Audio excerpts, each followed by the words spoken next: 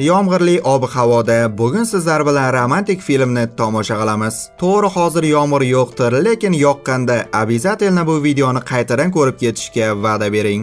Agar ismingiz keyingi videoda chiqishini xohlasangiz, hoziroq kommentariyada yozib qoldiring. Video boshlanishida oldin like va podpiska tugmalariga bitta kalla qo'yib qo'yishni unutmang. Men esa videoni boshlayman.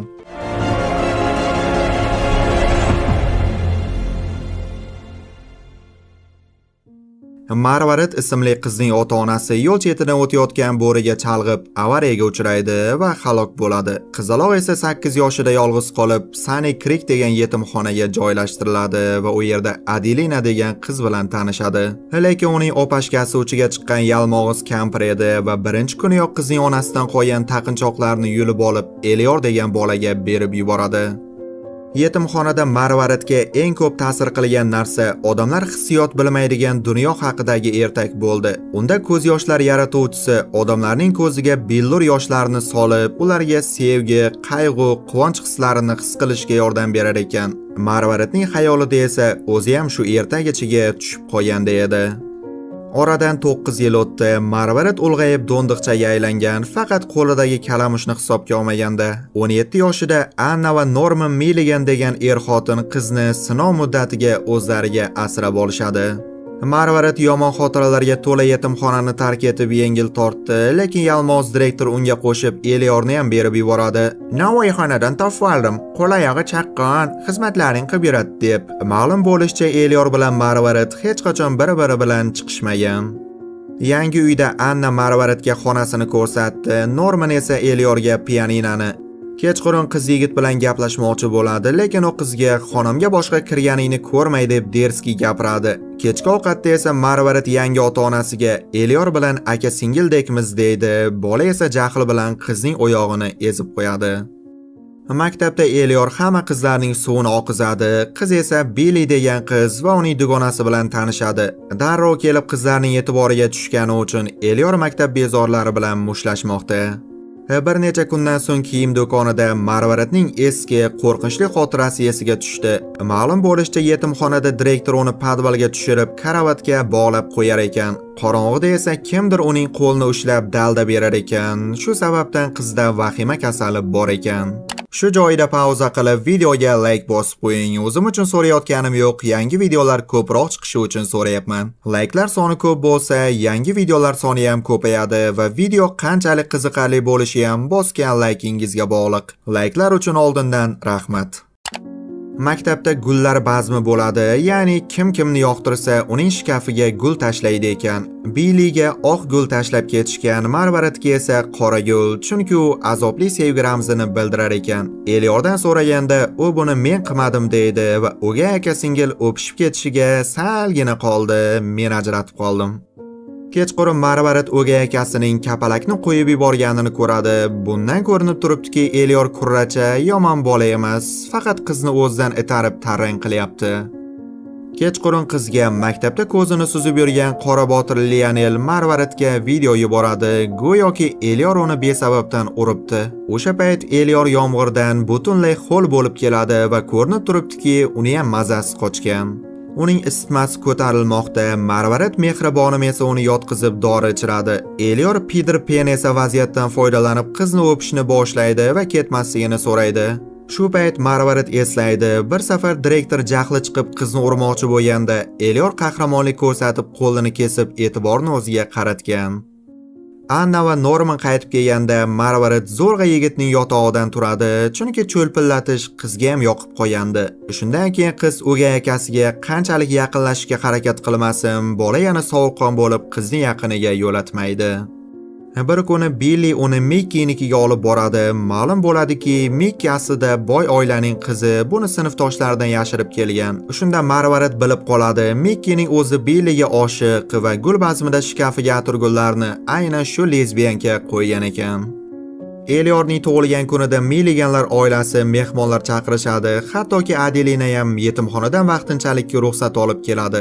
Shu yerda ular Marvaridni ham, Eliorni ham rasmiy farzand qilib olishadi. Qiz esa shokda, chunki u endi yigit bilan rasmiy aka-singil va u bilan sevisha olmaydi. O'sha kechasi Margaret Eliorga tug'ilgan kun sovg'asi sifatida nima xohlasang shuni qilaman deydi. Bola esa o'zimizga o'xshagan iploschalardan ekan va qizni quchoqlab o'pishni boshlaydi. Shu payt Lionel Messi paydo bo'lib qizga tahdid qiladi. Akang bilan nima qilayotganingni ota-onangga ham, butun maktabga ham yoyaman. Sen men bilan sevishishing kerak deb. Maktabdagi raqs kechasida Billy Oqgulni Flips ismli yigitdan oldim deb xursand. Lekin Mickey aslida men qo'ygandim deganda Billy dugonasi Transformer ekanidan hayratda va yig'lab ketib qoladi. Lionel esa Margaretdan uzr so'rab raqsga taklif qiladi. Shu payt Elior Annaga oiladan ketib yetimxonaga qaytmoqchiligini aytdi. Raqsda Lionel Margaretni bo'sh xonaga olib kirib, olam go'zalligidan bahramand bo'lmoqchi edi. Ammo Elior qahramon kelib uni qutqaradi. Qiz esa eslaydi. Onasi aytgan bo'rilar har doim ham yovuz bo'lavermaydi. Shu oqshom ular bir-birlariga sevishini tan oladilar. Uyga qaytishayotganda Lionel Kunta ularni yana ta'qib qilmoqda va ular suvga sakrashga majbur bo'lishdi. Margaret kasalxonada o'ziga keladi, yonida esa Adelina.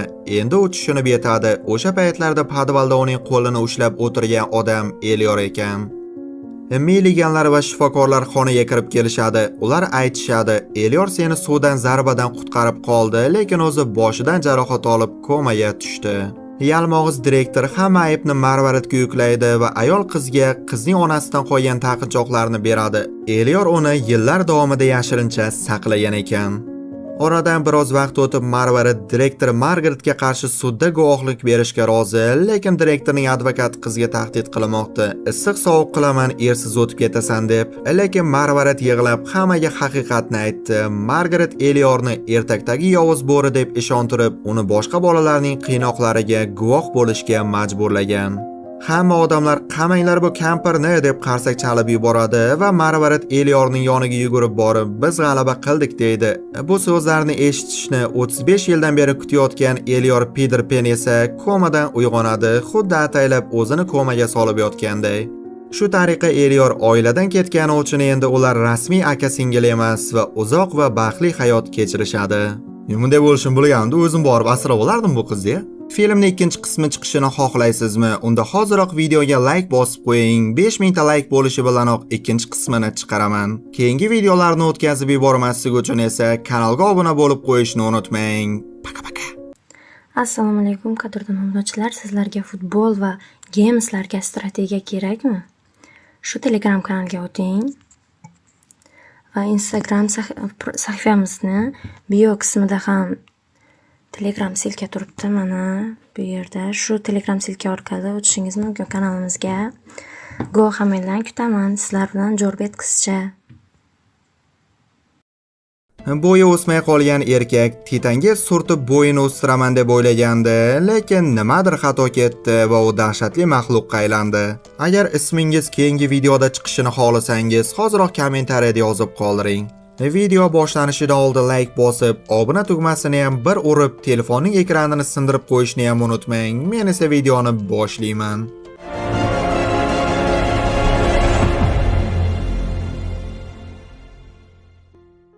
Kechqurun jurnalist Melvinning yoniga FNTB, ya'ni butun internetda Feruza Normatovani to'yini qilyapmiz kompaniyasining xodimi Sanobar keladi. U kompaniya chiqindilari atrof muhitni zaharlab, hayvonlarda mutatsiya va odamlar orasida kasalliklarni keltirib chiqarganini aytadi va ular bu jinoyatni birgalikda fosh qilmoqchi. Ammo binoni FNTB yollagan yollanmalar to'dasi o'rab oladi. Melvin Sanobarni qochishga majbur qiladi, o'zi esa ularni chalg'itmoqda. Qiz qochish paytida qo'lidagi dalillar to'plangan fleshkani sindirib qo'yadi. Melvin esa bekordan bekorga o'q otish oqibatida halok bo'ldi. Ertasi kuni kompaniyaning oddiy ishchisi 05 Kola Mardon uyg'onadi. U xotinidan ayrilgan va o'gay o'g'li Bezodga g'amxo'rlik qilmoqda. Ammo ular orasida iliqlik yo'q, chunki ular ota-bolaga emas, aka-ukaga o'xshaydi. Mardon FNTB zavodida qorovul bo'lib ishlaydi. Zavodda esa sirli hodisalar ko'p, ammo u aralashmaydi ekan.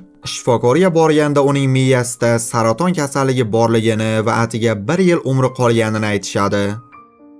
Bu orada FNTB rahbari Robert kompaniyasi haqida chiqqan jinoyatlar haqidagi xabarlardan obro'sidan ayrilmoqda. ukasi Fritz esa nogiron bo'lishiga qaramasdan yollanma to'dani boshqarar ekan. U Sanobarni topib yo'q qilish buyrug'ini oldi. To'da qizning uyiga bostirib kirib, hamma narsani ko'ziga tiqadi, ammo uning o'zini topa olishmaydi. Maktabda Bekki iste'dodlar tanlovida o'z iste'dodini ko'rsatdi. Uning mahorati esa ovoz chiqarmay o'sirishda ekan. Otasi uni yupatishga harakat qiladi, ammo foydasi yo'q. Tibbiy hujjatlarni yashirib, u ichkilik ichgani chiqib ketadi. Shu payt Robert tadbirda jinoiy sheriklari tomonidan bosim ostida qolmoqda. U muammolarni yashirishga urinayotgan bir paytda zalga yashirincha Mardon kirib keladi. U o'limi oldidan kompaniya boshlig'i Robertdan sug'urta pulini talab qilmoqda, o'g'liga meros qoldirish uchun. Robert yordam berishini va'da qiladi, lekin yordamchisi Kissi uni xuddi yosh boladek aldab tashqariga chiqarib eshikni yopib oldi va ichkarida uning ustidan yarim litr deb kulayotganini eshitgan Mardon asabiylashib kompaniyaga yo'l oldi. Bu paytda Sanobar ham yashirincha kompaniyaga kirib, xavfsizlik tizimini buzmoqda. Mardon esa qandaydir radioaktiv suyuqlikka botgan supurgi bilan qorovulni qo'rqitib, kompaniya pullarini o'marmoqchi. Ammo yo'lda to'satdan Sanobarga urilib yiqilib tushadi va qiz shusterlik qilib qochib ketdi. To'da esa Mardonni o'q bilan otib o'ldiradi va jasadini radioaktiv suyuqlikka tashlab yuborishadi. Shu joyda pauza qilib, videoga like bosib qo'ying. O'zim uchun so'rayotganim yo'q, yangi videolar ko'proq chiqishi uchun so'rayapman. Like'lar soni ko'p bo'lsa, yangi videolar soni ham ko'payadi va video qanchalik qiziqarli bo'lishi ham bosgan likeingizga bog'liq. Like'lar uchun oldindan rahmat. Pakani o'ldiraysizmi?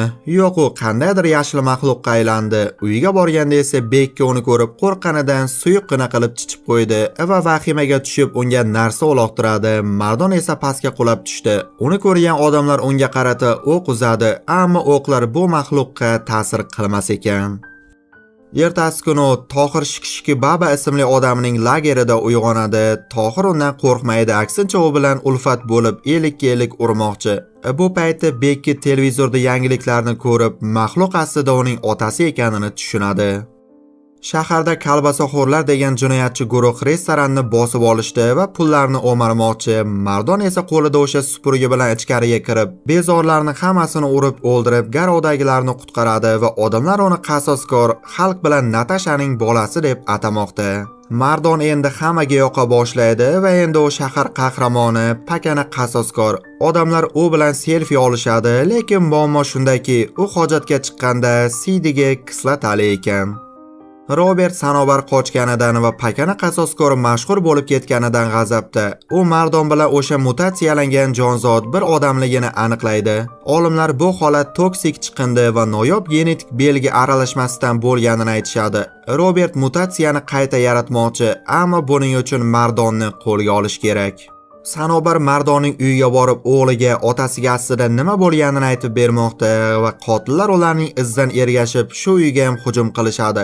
Sanobar bilan bezod orqasiga qaramay qochmoqda va yo'lda ular Mardonga duch kelishadi va u o'g'liga saratonga chalinganini aytib beradi. Shu payt yollamalar keladi. Bezod bilan Sanobar qochib ketdi. Mardon esa qahramonlik ko'rsataman deb ularga qarshi urushmoqda, ammo kuchi yetmaydi. Keyinroq pana joyda u yaralari bitmayotganini ko'radi, lekin u tirik qoldi. Birozdan so'ng Mardon Sanobarni yaralangan holda topdi va unga o'z qonini quydi va ko'rib turganingizdek Sanobar sassiqqa ham jon kiradi. Ayni paytda Bezod Fritz tomonidan asirga olingan, chunki ularga uning maxluq otasi kerak. Keyinroq Mardon konsertga kirib, sahnada chiqish qiladi. Tomoshabinlar esa uni qahramon deb atamoqda. Lekin u bu qo'shiqchilarning yollanma qotillar ekanini va FNTBni aslida odamlarni qirish uchun viruslar o'ylab topayotganini fosh qiladi. Guruh unga hujum qiladi, lekin Mardon ularni shafqatsizlarcha o'ldiradi. Odamlar esa endi u qahramonmi yoki pakana maxluq bila olishmayapti. Mardon o'g'lini topish uchun Sanobar bilan Robertning qarorgohiga boradi. U ko'zini sug'urib, durbin qilib ishlata olar ekan va ikkita qo'riqchi borligini aniqlaydi. Qoravoy Sanobar ularga do'minilik kelayotganda, qiz ko'rmagan qo'riqchilar hayajondan bir-birini otib o'ldirib qo'yishadi. Shu payt Robertning haykali uxlatadigan gazlarni purkashni boshlaydi va ular hushidan ketishadi. Uyg'onganda laboratoriyaga zanjir bilan bog'langan. Olimlar Mardonni qonidan namunalar olib, Robert uchun zardob tayyorlamoqda va ular bir necha soat deganda zardob yaratdi. Robert bu xavfli ekaniga qaramay zardobni ichib yubordi va avvaliga hech qanday o'zgarish sezilmaydi, lekin u tez orada dahshatli maxluqqa aylanadi va odamlarni shafqatsizlarcha o'ldiradi. Kessi ham zardobni ichib yalmog'izga aylanmoqchi, ammo ichida faqat bir qitiragina qolgan ekan. Robert o'zini yomon his qila boshlaydi, chunki zardob hali barqaror sinovdan o'tmagan edi. Kessi olimlarga baqirib, asirlarni ota-boladan tortib qizni ham o'ldirishga buyuradi, lekin Fritz bunga qarshi chiqdi, chunki u begunoh bolani o'ldirmoqchi emas va Kessi uni urishni boshlaydi. Zindonda Sanobar tez orada o'lishlarini tushunib, Mardonga motivatsiya bermoqda. Bu motivatsiyani eshitgan Mardon zanjirni uzolmaydi, lekin siyligi qisat ekanini eslab zanjirga siyadi va qutuladi. Qiz esa buni ko'rib, boyagi gapimni qaytarib oldim deydi. Sanobar kompyuterlardan dalil yig'moqda, Mardon esa eshikni sindirib chiqdi va supurgisi bilan qo'riqchilarni o'ldirmoqda. Ammo to'satdan uyda portlash bo'ladi va Mardon o'g'lini o'ldi deb o'ylashni boshlaydi. To'satdan Robert bolta bilan chiqib, Mardon bilan jang qilishni boshlaydi va oxir-oqibat bizning pakana qasoskor g'olib chiqdi va Robertni mashina motori yordamida qiyma-qiyma qilib tashlaydi. Shu orada Sanobar bilan Bezod paydo bo'ladi. Ma'lum bo'lishicha, ular yashirin tunnel orqali portlashdan omon qolgan ekan, lekin bu vaqtinchalik va Kessi paydo bo'lib, avval Fritzni tomog'idan kesib o'ldiradi, keyin esa ularni o'ldirishga harakat qilmoqda. Mardonga u kampirmi, yalmog'izmi, umuman farqi yo'q, teshik bo'lsa bo'ldi va jonim bu yoqqa kel deb o'zi bilan olib ketmoqda va 1-2 sakratsam o'zingga kelib qolasan deb. Ammo qoqilib benzin to'la bochkaning ustiga yiqilib tushadi va katta portlash bo'lib, Kessi halok bo'ladi. Oradan 28 kun o'tib, Mardon kasalxonada uyg'onadi. Televizorda esa yangiliklar.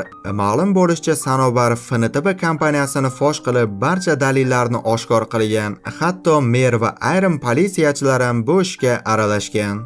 Shundan so'ng shifokor Mardonga mutatsiya uning saratonini butunlay davolaganini aytadi va xalq bilan Natashadan tarqagan tirik qoldi. Mardon kasalxonadan chiqqanda odamlar u va Sanobarni qahramon sifatida kutib olishmoqda. Bezod esa birinchi marta uni quchoqlaydi va faxrlanadi pizukcha.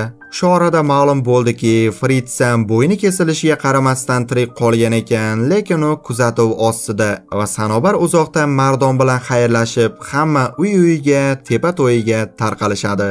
Ana Titangel bilan o'stiraman deb o'ylamanglar, baribir o'smaydi ekan. Bo'yday teppan bo'ydi. Film va video haqida o'z fikringizni kommentariyada yozib qoldiring va keyingi videolarni o'tkazib yubormaslik uchun kanalga obuna bo'lib qo'yishni unutmang. Paka-paka.